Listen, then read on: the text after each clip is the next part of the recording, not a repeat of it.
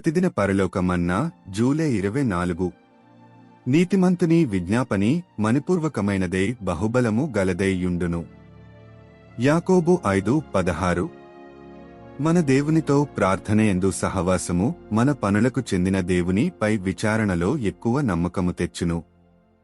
దేవుని వాక్కు యొక్క సమస్తమైన బహు గొప్ప మరియు ప్రశస్తమైన వాగ్దానములను హెచ్చైన విశ్వాసము గడిచిన మరియు ఇప్పటి అయిన సలహాల యొక్క వృద్ధి అయిన గ్రహింపు మన పనులకు చెందిన దేవుని పై విచారణలో ఎంతో నమ్మకము తెచ్చును. క్రీస్తు యొక్క సహోదరులందరి కొరకు అధిక ప్రేమను మరియు వారి యొక్క క్షేమము ఆత్మీయ అభివృద్ధి కొరకు ఎక్కువ చింత మన పనులకు చెందిన దేవుని పై విచారణలో ఎక్కువ నమ్మకము తెచ్చును.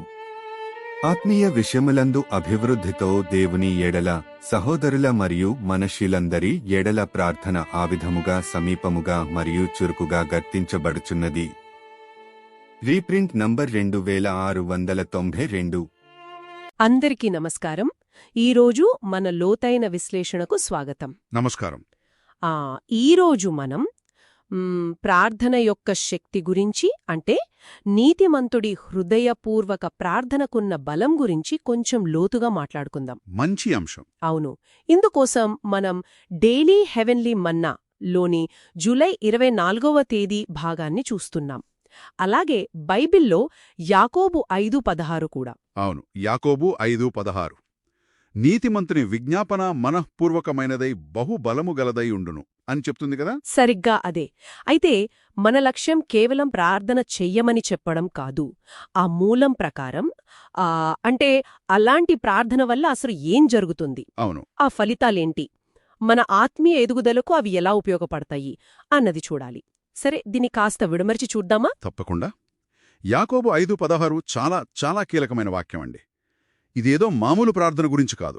అవును, ఫలవంతమైన హృదయపూర్వక ప్రార్థన అంటోంది. అంటే చాలా తీవ్రంగా ఉద్దేశపూర్వకంగా చేసే ప్రార్థన అన్నమాట. హృదయపూర్వకం అంటే మనసు పెట్టి చేయడం లాంటిదా? ఖచ్చితంగా. ఇక్కడ నీతిమంతుడు అనే పదం కూడా గమనించాలి. అవునవును. అంటే దేవుని చిత్తానికి అనుగుణంగా జీవించడానికి ప్రయత్నించే వ్యక్తి అని మనం అర్థం చేసుకోవచ్చు. ఆ తేడా చాలా ముఖ్యం కదా. మరి మూలం ప్రకారం అలాంటి ప్రార్థన వల్ల కలిగే ప్రయోజనాలేంటి? మొదటిది చెబుతోంది, మన రోజువారీ పనుల్లో, వ్యవహారాల్లో దేవుని పర్యవేక్షణ ఉందని మన నమ్మకం బలపడుతుందట. అవును, అది చాలా ఆసక్తికరం. అంటే కేవలం ఒక నమ్మకం కాదు, అనుభవంలాగా. సరిగ్గా ఒక క్రియాశీలమైన విశ్వాసం. అంటే మన పనుల్లో ఆయన జోక్యం చేసుకుంటున్నారని గుర్తించడం. అలాగే దేవుని వాగ్దానాలపై మన నమ్మకం కూడా ఇంకా పెరుగుతుంది. ఆ వాగ్దానాలు నెరవేరుతాయనే భరోసా బలపడటం అన్నమాట. నిజమే. ఈ రెండూ కలిస్తే కష్ట సమయాల్లో మనల్ని నిలబెట్టే ఒక గట్టి పునాదవుతుంది. ఇది నిజమే. అంతేకాదు, మూలం ఇంకేం చెబుతోందంటే గతంలోనూ ప్రస్తుతంలోనూ దేవుడు మనల్ని ఎలా నడిపించాడో, నడిపిస్తున్నాడో మరింత స్పష్టంగా గుర్తిస్తామట. అవును. కొన్నిసార్లు మనమంత గమనించం కదా, నెలత్తి తిరిగి చూసుకుంటే కాని తెలియదు. నిజమే. ఆ గ్రహింపు చాలా ముఖ్యం. ప్రార్థన దాన్ని పెంచుతుందన్నమాట. ఇంకా మూలమేం చెబుతుందంటే తోటి విశ్వాసుల పట్ల, అంటే క్రీస్తు సహోదరుల పట్ల మన ప్రేమ పెరుగుతుందట. వారి బాగోగుల పట్ల, ముఖ్యంగా వారి ఆత్మీయ ఎదుగుదల పట్ల మన శ్రద్ధ కూడా పెరుగుతుందని. అంటే ఇది కేవలం వ్యక్తిగతం కాదనమాట, సంఘంతో ముడిపడి ఉంది. ఖచ్చితంగా. ఇది వ్యక్తిగత విశ్వాసానికే పరిమితం కాదు, మన సంబంధాలను కూడా ప్రభావితం చేస్తుంది. ఇక్కడే ఇది నిజంగా ఆసక్తికరంగా మారుతుంది. ఈ ప్రయోజనాలన్నీ విడివిడిగా లేవు కదా, ఒకదాంతో ఒకటి ముడిపడున్నట్టనిపిస్తోంది. అవును అవును, మీరు సరిగ్గా పట్టుకున్నారు. దేవునిపై నమ్మకం పెరిగితే తోటివారి పట్ల ప్రేమ చూపడం సులువవుతుంది. అవును, ఆయన నడిపింపును గుర్తిస్తే ఇతరుల అవసరాల పట్ల శ్రద్ధ చూపగలుగుతాం. ఇక్కడ ఆసక్తికరమైన విషయమేమిటంటే ఈ ప్రయోజనాలు కేవలం మనకు మంచి అనుభూతినివ్వడమే కాదు, మరేంటి, ఇవి మన ఆత్మీయ పురోగతితో, అంటే ఆత్మఫలాలను పెంపొందించుకోవడంతో నేరుగా సంబంధం కలిగి ఉన్నాయి. ఆత్మఫలాలు అంటే ప్రేమ, సంతోషం, సమాధానం, ఆ లక్షణాలు. అవును, దేవుని పట్ల, తోటి విశ్వాసుల పట్ల, చివరికి అందరి పట్ల ఈ లక్షణాలు వృద్ధి చెందుతాయి.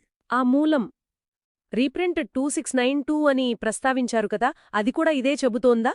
అవును, ఆ మూలం సూచిస్తున్నట్లుగా ప్రార్థన అనేది కేవలం ఏదో కోరికలు తీర్చుకునే సాధనం కాదు, అది ఆత్మీయ ఎదుగుదలకు ఒక చురుకైన పరికరం. చురుకైన పరికరం అంటే?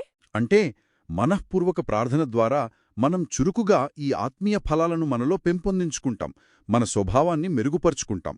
ఓహో, అంటే ప్రార్థన మనల్ని కేవలం బయట పరిస్థితులనే కాదు, మన లోపల కూడా మారుస్తుందన్నమాట. అవును, ఇది కేవలం ఏదో ఫీల్ అవడం కాదు, నిజంగా ఆ లక్షణాలను మనలో నిర్మించుకోవడం లాంటిది. అర్థమైంది. ప్రార్థన మనల్ని దేవునికి దగ్గర చేయడమే కాకుండా ఆయన స్వరూపంలోకి మనల్ని మలచడానికి సహాయపడుతోంది. అది ఒక పరివర్తన ప్రక్రియలో భాగం.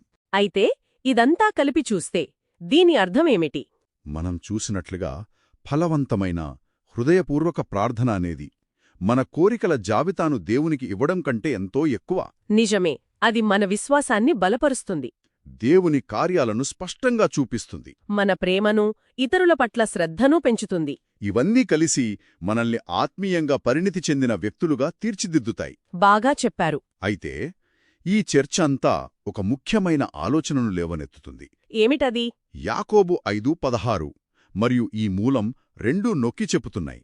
ప్రార్థన అంతా ఫలవంతంగా, బహుబలముగా ఉండాలంటే ఆ ప్రార్థన చేసే నీతిమంతుని పాత్ర ఎంత కీలకం. అవును కదా. ఆ వ్యక్తి యొక్క స్థితి, స్వభావం, అంటే దేవునితో వారికున్న సంబంధం, వారి జీవన విధానం, ఇవి ప్రార్థనా ప్రభావాన్ని ఎంతవరకు నిర్దేశిస్తాయి. అంటే అసలు ఆ నీతి అంటే ఏమిటి, అది ఎలా వస్తుంది అనే దాన్ని బట్టి ఉంటుందా? అవును, దాని గురించి లోతుగా ఆలోచించడం మన అవగాహనను ఇంకా పెంచుతుంది కదా. ఇది మూలం నేరుగా చెప్పకపోయినా ఈ చర్చ నుంచి మనం ఆలోచించాల్సిన విషయం. నిజంగా ఆలోచించాల్సిన పాయింట్.